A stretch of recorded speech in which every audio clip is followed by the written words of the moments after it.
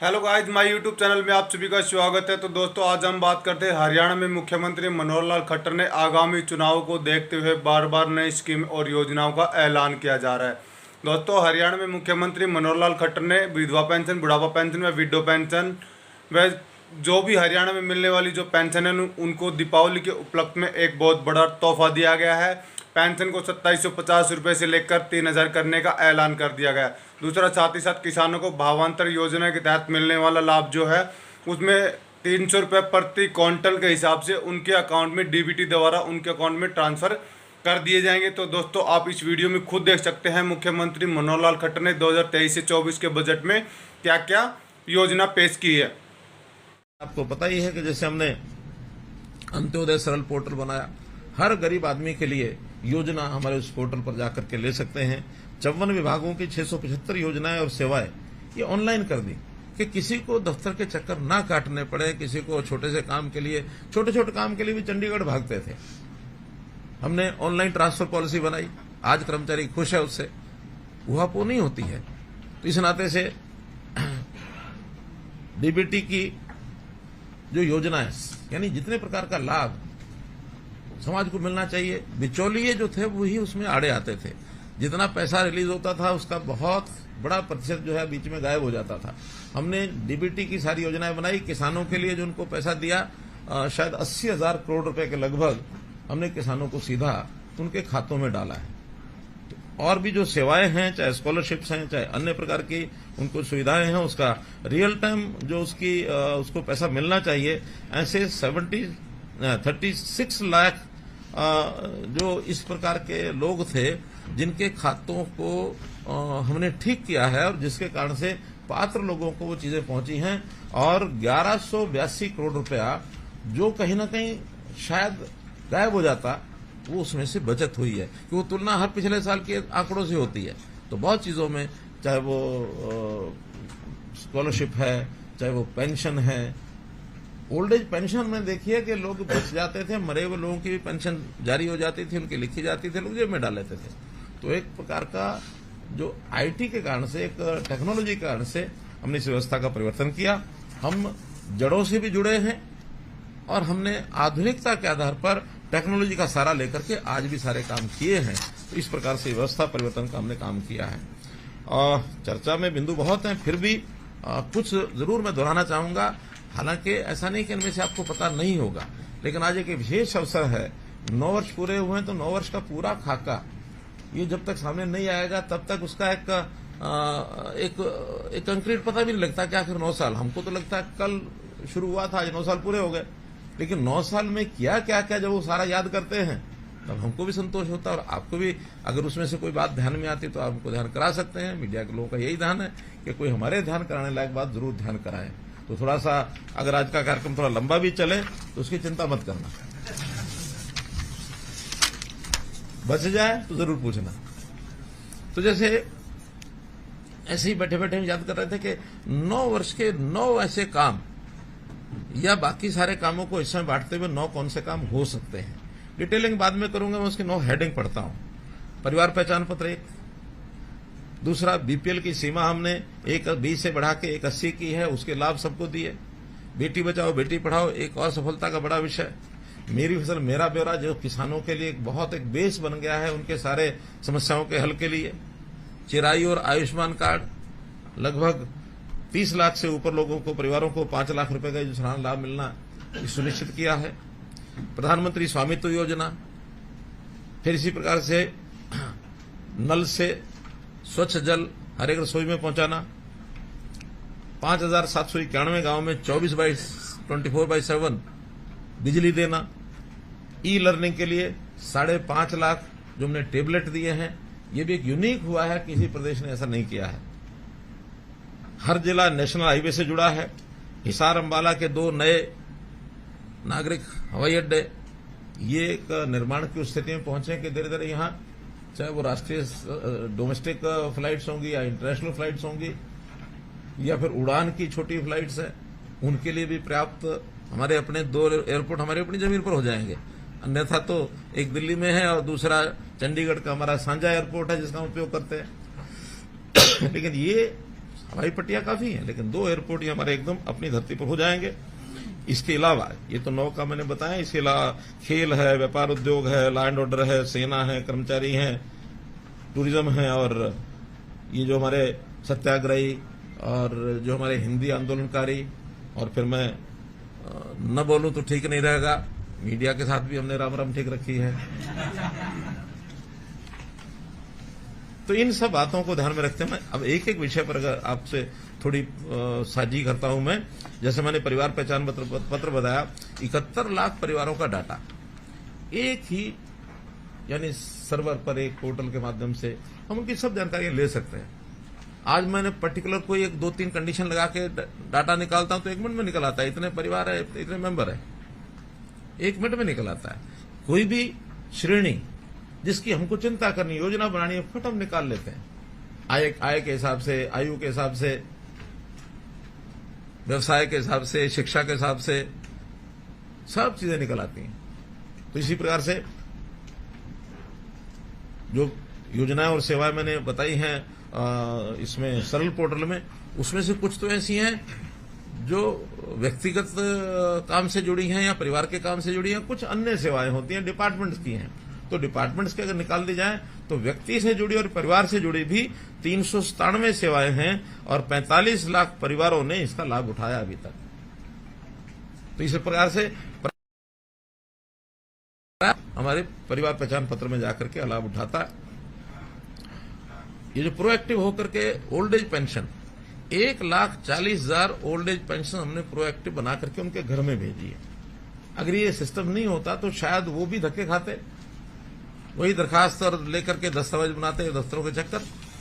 लेकिन हमने कहा कि हमारे पास एक सिस्टम बना है, अब आपको जाने की जरूरत नहीं, हम आपको घर बैठे ऐसे ही 14,000 दिव्यांगजन जिनको पेंशन नहीं मिल रही थी उनके भी अब दिव्यांगजनों के सर्टिफिकेट अब अपने आप बन जाते हैं, वरना इनको सर्टिफिकेट बनाने में बड़ी कठिनाई आती थी।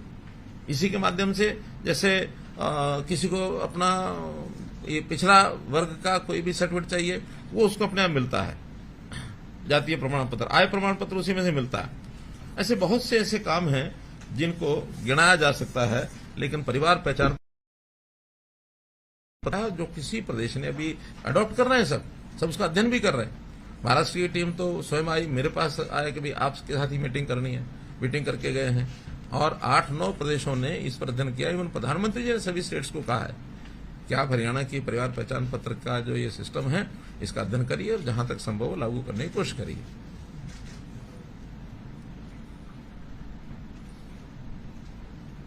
आज यानी आज नए पुश कर रहे हैं। हाँ, जैसे एक हमारे पीएससीएम साहब ने बताया कि आज के दिन 42,431 ओल्ड एज पेंशन को पीपीपी से सेवा को यानी आज भेज रहे हैं इनको। आज भेज रहे हैं, तो आज कल से उनका काम शुरू होगा। हाँ, तो 42,000 नई पेंशन आज के दिन ये बना रहे हैं। इस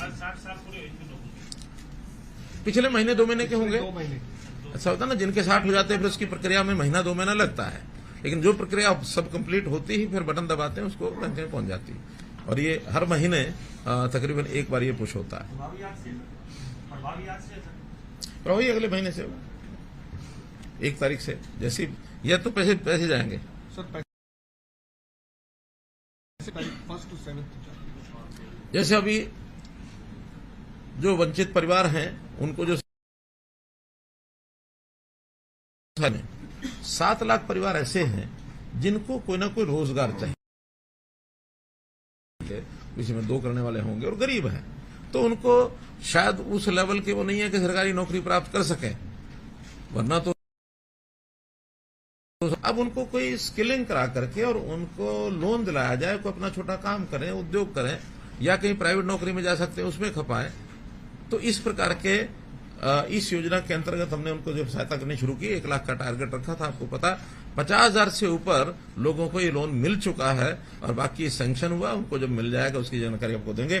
50,000 लोगों को तो ये ऋण जो है डिस्बर्स हो गया। आयुष्मान भारत के साथ हमने योजना जोड़ी थी अपनी चिरायु हरियाणा, जो 15.5 लाख की बजाय, और ये हमारी 38 लाख 38.5 लाख को लाभ मिलेगा। एक नई जो बात की है कि 3 लाख तक, 1.80 से 3 तक भी उसका 50% जो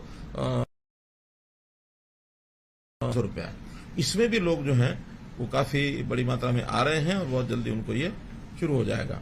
दयालु योजना, यानी गरीब परिवार में किसी व्यक्ति की डेथ होती है जो 6 वर्ष से ऊपर का है, उनको एज के हिसाब से भी हमने कुछ राशि देनी शुरू किया। ये भी कहीं आज तक योजना शुरू नहीं हुई, लेकिन एक गरीब परिवार का कमाने वाला चला जाए तो उसको 5 लाख रुपए हम देते हैं, ताकि परिवार का कोई व्यवस्था में जमा करा लेंगे तो भी कुछ न कुछ मंथली उसका इंटरेस्ट भी आ सकता है, या जैसी योजना बनाएंगे वो हमने देना शुरू किया है। प्रधानमंत्री स्वनिधि योजना में भी 10,000 रुपया रेहड़ी फड़ी वालों को, 52,000 रेहड़ी फड़ी वालों को ये भी दिया गया है। तो इसी प्रकार से श्रमिकों के लिए भी जो न्यूनतम वेतन है वो हमने 161 रुपया है, यानी प्राय डबल है। उच्च कुशल जो थे उनका 6,200 था, 13,600 है। इसी प्रकार पंजीकृत जो श्रमिक, उनकी बेटी की शादी में जो शगुन था वो भी पहले 51,000 था, बढ़ा करके 1,01,000 किया गया है। एक प्रकार से हर चीज डबल से नीचे हमने नहीं रखी है। नारी का सशक्तिकरण का, यानी ये भी एक प्रकार से जो गरीब परिवार हैं उसी के नाते से, और फिर जो नारी के सशक्तिकरण का विषय है, इन चीजों को भी लगातार बढ़ा रहे हैं। पुलिस थाने 2 से 33 किए हैं। आशा वर्कर्स, इनका वेतन, ये जब हम आए थे उस समय सिर्फ वेतन क्या, मानदेय 500 रुपया था सिर्फ 2014 में, आज 6100 रुपया किया हमने मानदेय। उसके अलावा उनको अलग से जो उनकी योजनाओं की स्कीमों का जो मिलता है इंसेंटिव, वो अलग है। वो अलग अलग प्रकार से, किसी का 5,000 होगा, किसी का 10 होगा, किसी का 20 होगा, 25-30,000 रुपये भी ऐसी हमारी बहनें ले जाती हैं। तो इसलिए इनका भी हमने अभी 6100 रुपया वो कर दिया है। एक योजना हमने हरिहर योजना चलाई। हरिहर योजना यानी ऐसे बच्चे जो अबंडन्ड है, एक अबंडन्ड है, एक सरेंडर्ड है। सरेंडर्ड तो यह है कि माता पिता में से ही कोई आदमी किसी बाल गृह में छोड़ गया, अभी हम नहीं पाल सकते, आप इसको पाल दीजिए, कम से कम उसका परिवार का पता है कौन है कहां है। अबंडन्ड वो है जो कहीं या तो मिल गए या कोई लावारिस छोड़ गए। कई जगह पर ऐसे, वो बच्चे कौन है, कैसे हैं, क्या है, उस विवाद में जाने की आवश्यकता नहीं, लेकिन एक बच्चा है जिसका जन्म हुआ है, उसका पालन पोषण करने के लिए कोई सिस्टम तो हमारे बाल गृह है, सारे देश भर में है। लेकिन बाल गृहों में व्यवस्था क्या थी अभी तक कि 18 वर्ष के बाद उनकी कोई जिम्मेवारी नहीं। 18 वर्ष के बाद कहते थे चलो बाहर जाओ और जाकर के अपने आप करो जो कुछ करना। हमने कहा कि नहीं, ये भी एक ऐसी जिसका आगे पीछे कुछ नहीं है, उसको 18 वर्ष के बाद भी संभाले, कोई तो संभाले। तो 18 से 25 तक की संभाल ये हरिहर योजना के अंतर्गत हमने उन बालकों के लिए कि 18 वर्ष होने के बाद पढ़ाई वो करता ही है, मैट्रिक अथवा +2 उसने कर लिया होगा, मैट्रिक कर लिया होगा तो ग्रुप डी, और 12वीं ये +2 कर लिया होगा तो ग्रुप सी। ये नौकरी उसको एक्स ग्रेशिया नौकरी अपने आप हम दे देंगे। अभी पिछले साल हमने ऐसे 11 बच्चों को ये नौकरी दी है, और आगे भी इसका सारा रजिस्ट्रेशन वगैरह सब हमारे पास डाटा होता है। हर वर्ष जितने बच्चे उसमें 18 वर्ष के होते जाएंगे उनको काम देते जाएंगे। उसके आगे पढ़ाई करने का भी स्कोप उनका है। अगर वो पढ़ना चाहते हैं तो सरकारी खर्च पर पढ़ेंगे। वो पढ़ने के बाद आगे कंपटीशन में ग्रुप सी लें, ग्रुप ए लें, ग्रुप बी लें, ग्रुप ए लें, ये उनकी अपनी परफॉर्मेंस पर है। लेकिन डी और सी ये उनको सुनिश्चित हमने कर दिए कि उनको ये नौकरी मिलेगी। 25 साल तक उनकी जो कमाई होगी, अगर वो सैलरी लेते हैं, वो अपना जमा रखेंगे। खर्च सारा सरकार करेगी जब तक 25 साल के होते हैं या उनकी शादी उससे पहले हो जाए।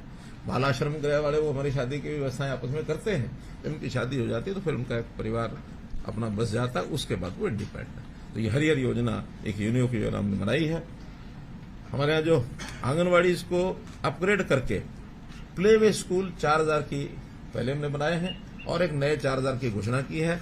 कल ही एक कार्यक्रम में घोषणा की है कि आगे से प्ले वे स्कूल जो हैं उनका नाम रहेगा बाल वाटिका। और उसमें चूंकि नई शिक्षा नीति में अब ये प्ले वे स्कूल जो हैं यानी बाल वाटिका जो है वो शिक्षा विभाग के अंतर्गत ही आएंगे, लेकिन सहज आएंगे। जब तक वो बाल वाटिका में शामिल नहीं होते, आंगनवाड़ी में है, तब तक उसमें रहेंगे। जैसे वो आंगनवाड़ी से और स्कूलों में जाते जाएंगे फिर वो शिक्षा विभाग के साथ जुड़ जाएंगे। पंचायती राज संस्थाओं में भी हमने 50% का प्रतिनिधित्व पक्का कर दिया है कि भी 50% महिलाएं होंगी, 50% अन्य होंगे। तो ये भी अभी इस समय हमने किया है। इसी प्रकार बेटी बचाओ बेटी पढ़ाओ का लिंगानुपात 2014 में 871 था और अभी पिछले महीने का जो डाटा हमारे पास आया है वो 932 आया है। तो इतनी बड़ी इंप्रूवमेंट जो हुई है, ये भी एक सामाजिक ये कहना चाहिए कि सुधार की तरफ, एक आंदोलन की तरफ ये काम हमने 2014 में 15 में शुरू किया था और उसके लिए बहुत से विभागों ने काम किया, सामाजिक संस्थाएं, एनजीओ, पंचायतें, सबने काम किया। लेकिन संतोषजनक आज स्थिति है कि 932 का उसका आंकड़ा पहुंचा है और आगे सुधरे, ऐसी हमारी योजना है। जैसा मैंने बताया कि मेरी फसल मेरा ब्यौरा में 12 लाख किसानों के खाते में 85,000 करोड़ रुपया ये सीधा हमने डायरेक्ट डाला है। हर एक एकड़ की फसल की और एंट्री होती है, वरना पता ही नहीं होता था। प्लानिंग में यानी रेवेन्यू डिपार्टमेंट के आंकड़े कुछ और होते थे, एग्रीकल्चर के कुछ और होते थे, इरिगेशन के कुछ और होते थे, फसल के आंकड़े ही मिलते नहीं थे। ये जब से ऑनलाइन हुआ शायद 3 साल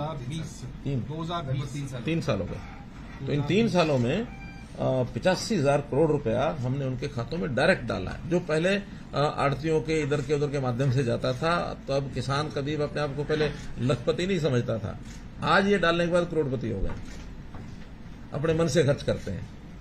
तो इनकम को बढ़ाने का एक बड़ा कारगर उपाय ये किसानों के लिए हमने किया है।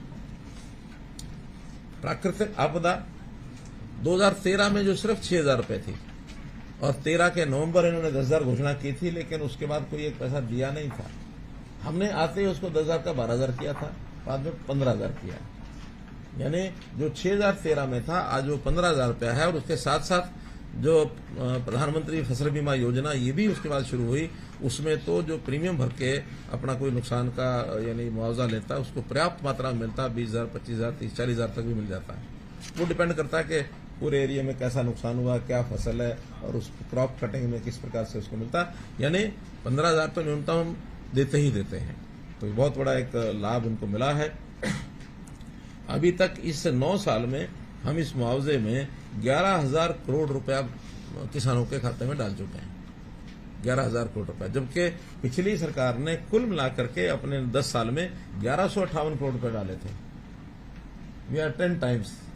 ये तो हमारे राजस्व वाला है, ये किसान बीमा का तो अलग है, वो अलग है, वो अलग है। ये सिर्फ सरकारी जो हम जो कंपनसेशन देते हैं आपदा वाले, उसमें एमएसपी पर हमको पता है कि मेन फसलें तो वही होती हैं जो सारे देश में होती है, लेकिन हमने छोटे लेवल पर भी जिनकी फसलें बहुत कम होती हैं उनको भी एमएसपी पर किया। तो 14 फसलें हम एमएसपी पर खरीदते हैं। हालांकि बहुत पूरी जरूरी होती नहीं है, जैसे मूंगफली खरीदते हैं, जैसे मूंग खरीदते हैं, जैसे तिलहन खरीदते हैं, तिल खरीदते हैं, बहुत कम मात्रा में होता है, लेकिन फिर भी हम खरीदते हैं।